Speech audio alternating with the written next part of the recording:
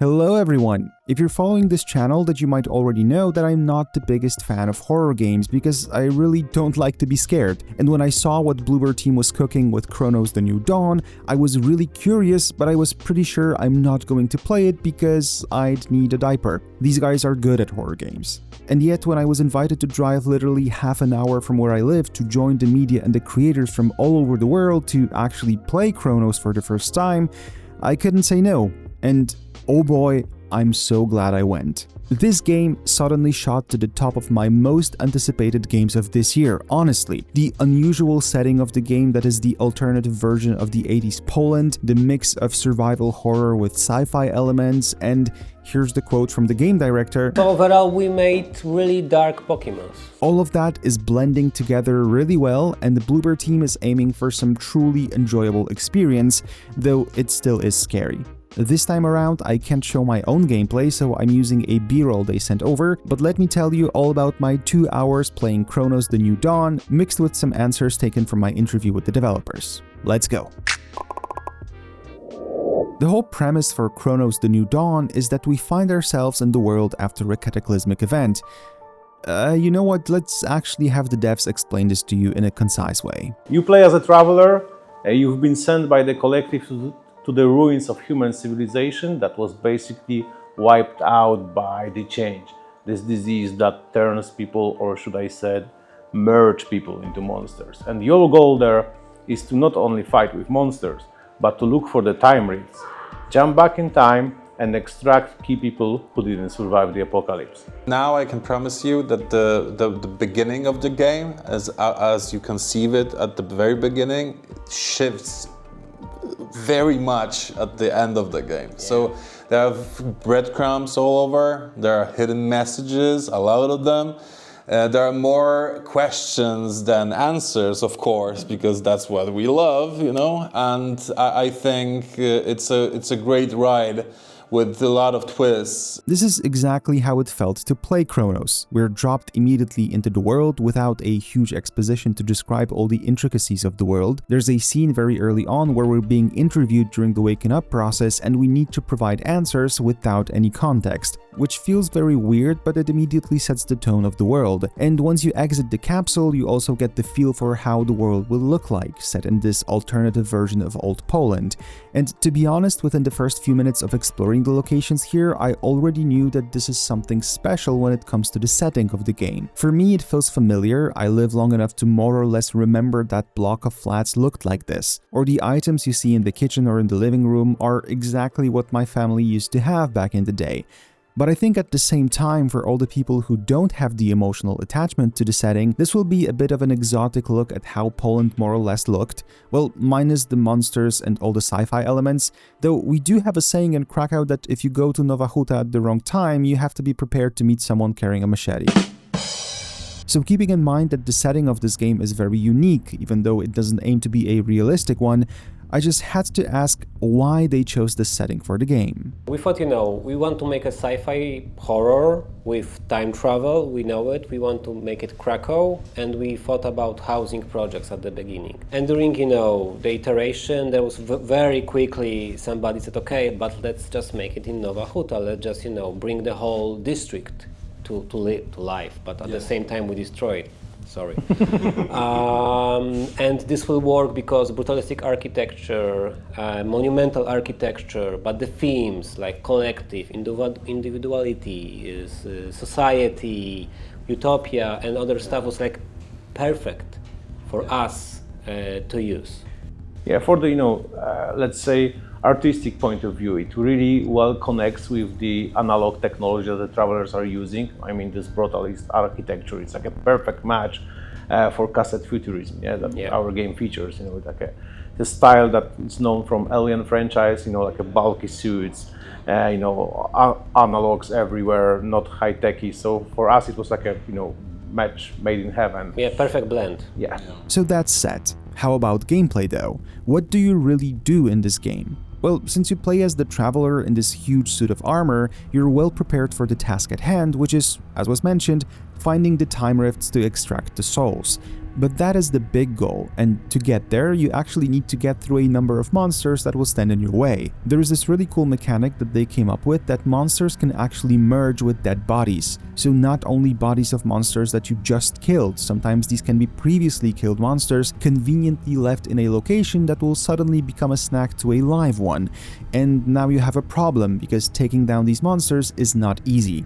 It's not only about them being bigger and having more health.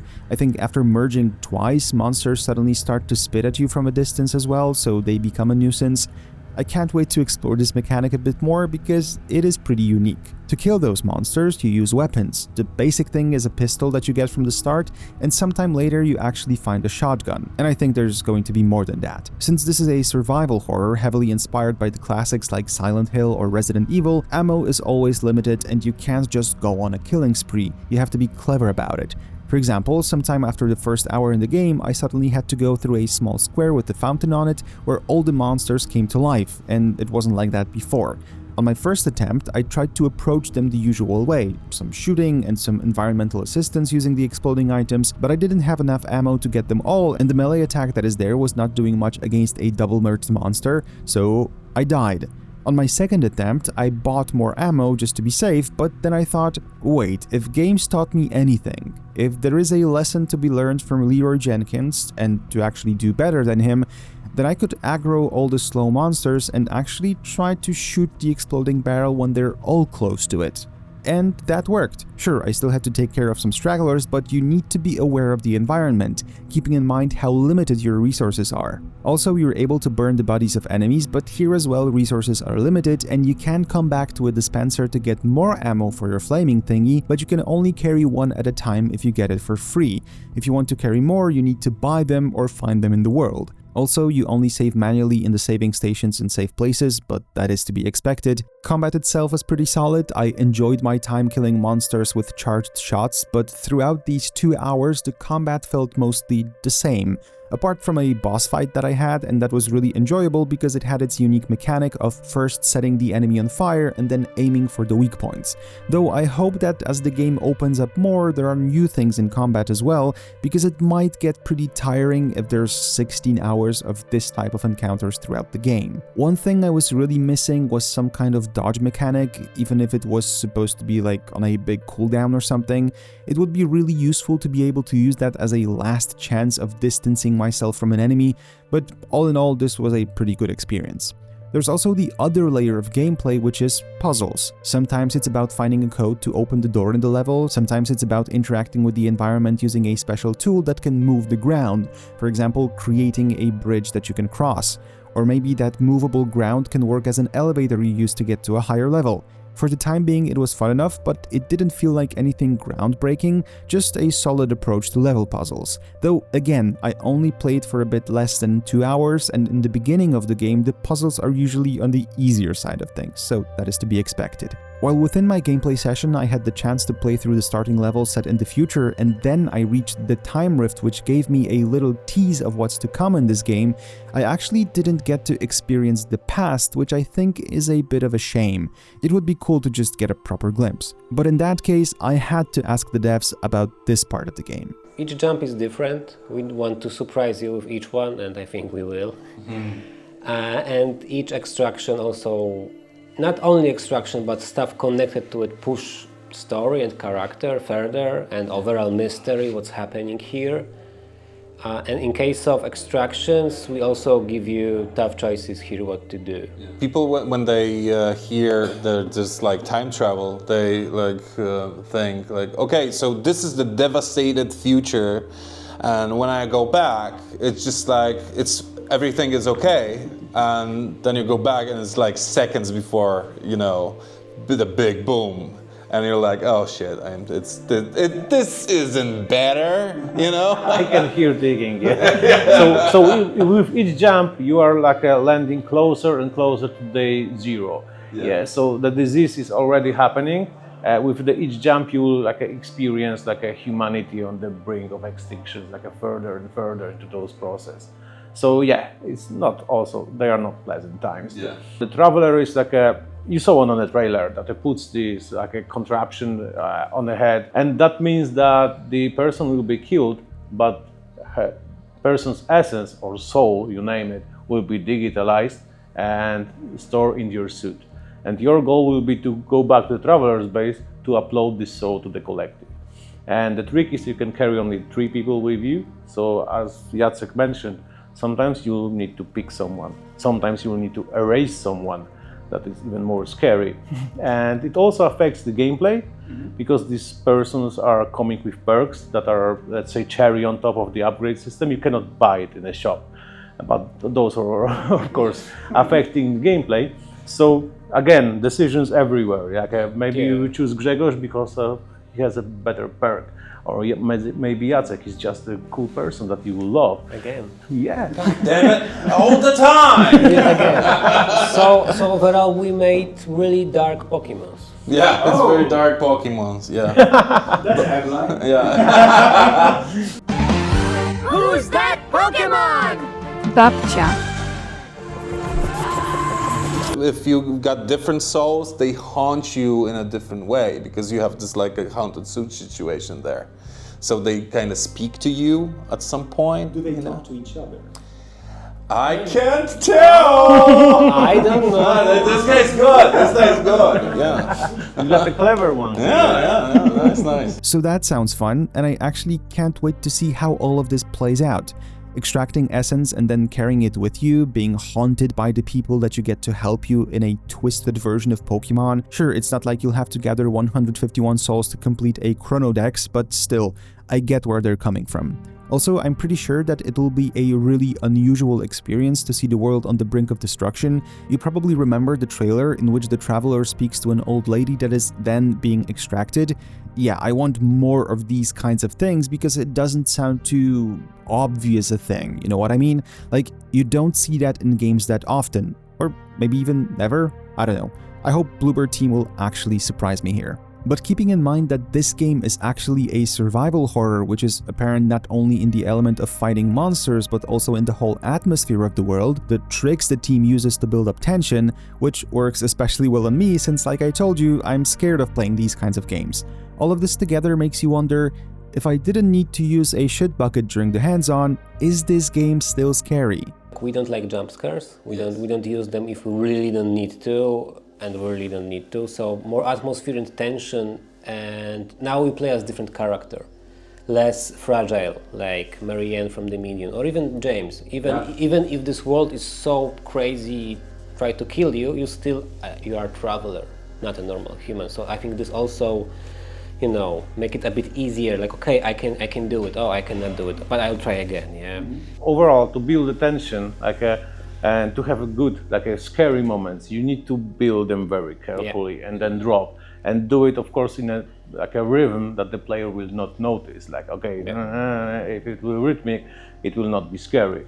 So, and probably you notice during the game that sometimes you're in dark tunnels, basements, and then we are letting you out to explore the world. And those moments, of course, they can still something scary happen there, but those are breathers for the player that let them survive, let them, fight the light in the darkness, which in my opinion is super important. Yeah. But you still turn off our flashlight every now and then. Oh well, you know. It malfunctions, it malfunctions. It malfunctioned. Not good.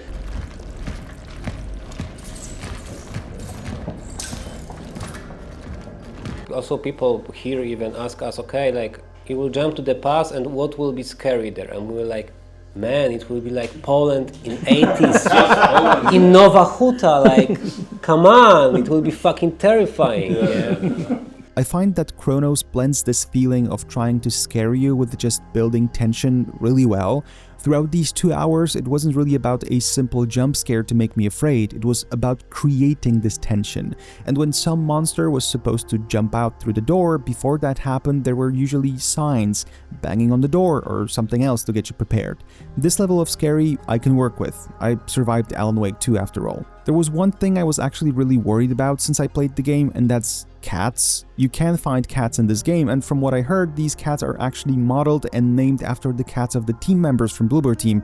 And here, thank you Kaftan for sharing that info with me at the event. I'm pretty sure I'll see you in the comments, so I appreciate you telling me that. So the cats are there as a kind of a secret collectible, though you don't actually take them with you. And I was worried that in this harsh world, Bloober Team will play around with the players having to be worried about the cat's safety, if you know what I mean. But at least from what I saw, no cats were harmed during the first 2 hours of gameplay, and I really hope it stays that way, guys. If anything happens to these lovely creatures, I will find you. We live in the same city. Okay, so what makes Kronos suddenly one of the most interesting games of 2025 for me? Well, it's the sum of its parts. The setting is really cool and it's relatable to my memories, but I think it's crafted really well for the sake of gameplay. It's also combat that it's not super challenging, but you still need to be careful with how you approach encounters because the enemies are a real danger and you really don't want them to merge. I still wish the melee aspect was a bit better with a proper dodge mechanic, but I don't know what happens further in the game. Maybe we actually unlock something like this later. Also, I really like the duality of gameplay, even though I only explored the future and not the past.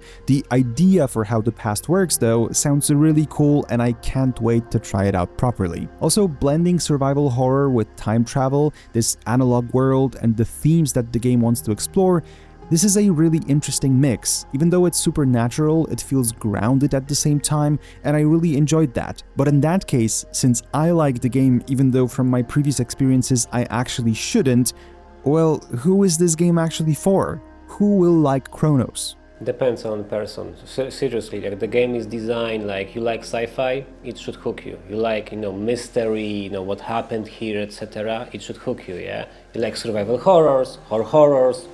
It should hook you. So, you can play for gameplay, for, mystery of the story, of this world, of these characters, and mix all of these needings. So I don't think there is only one thing, but maybe to go to very basic stuff, I think it's challenge. Yeah, challenge. Going through the merge, like, okay, how I can do it, if this will be easy for me or not, how I can handle that, so on, so on. So for new experience, in a way, in survival horror. Yeah. And the cats. And the cats! The cats. And the cats! Okay, so this is it from me. I hope these impressions actually give you a little bit of insight into Kronos The New Dawn, and you can decide for yourself whether this game is interesting for you.